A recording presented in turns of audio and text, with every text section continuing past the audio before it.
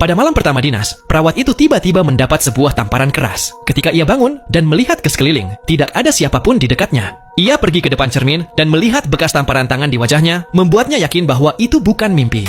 Ia sempat berpikir mungkin temannya yang telah mengerjainya. Namun kemudian, sesuatu terjadi. Sesuatu yang sama sekali tidak ia duga.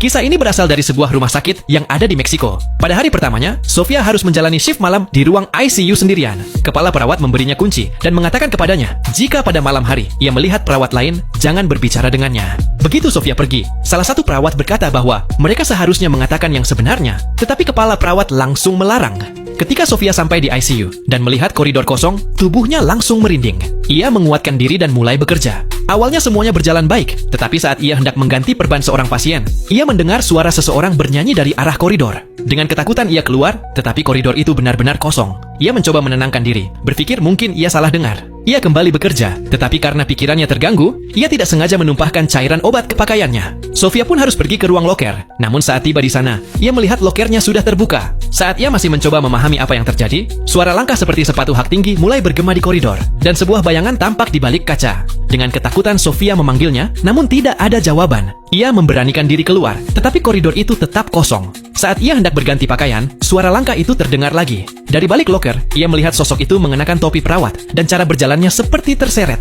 Melihat hal itu, Sofia membeku ketakutan. Sosok itu berjalan seolah-olah akan masuk ke ruangan kapan saja. Tetapi sedetik kemudian, sosok itu lenyap begitu saja dari pandangannya. Sebenarnya, Sofia tidak percaya pada hantu. Jadi ia merasa para rekannya mungkin sedang mencoba menakut-nakuti perawat baru. Ia bahkan tidak sempat berpikir lebih jauh, karena pasiennya masih menunggunya. Jadi, Sofia segera kembali ke ruang perawatan. Saat ia hendak memberikan obat pereda nyeri, pasien itu berkata bahwa seorang perawat berjubah hitam sudah datang lebih dulu dan memberinya suntikan. Sofia memeriksa rekamannya, dan memang ada sebuah tanda tangan aneh di sana, dan jumlah obat pereda nyeri di baki berkurang.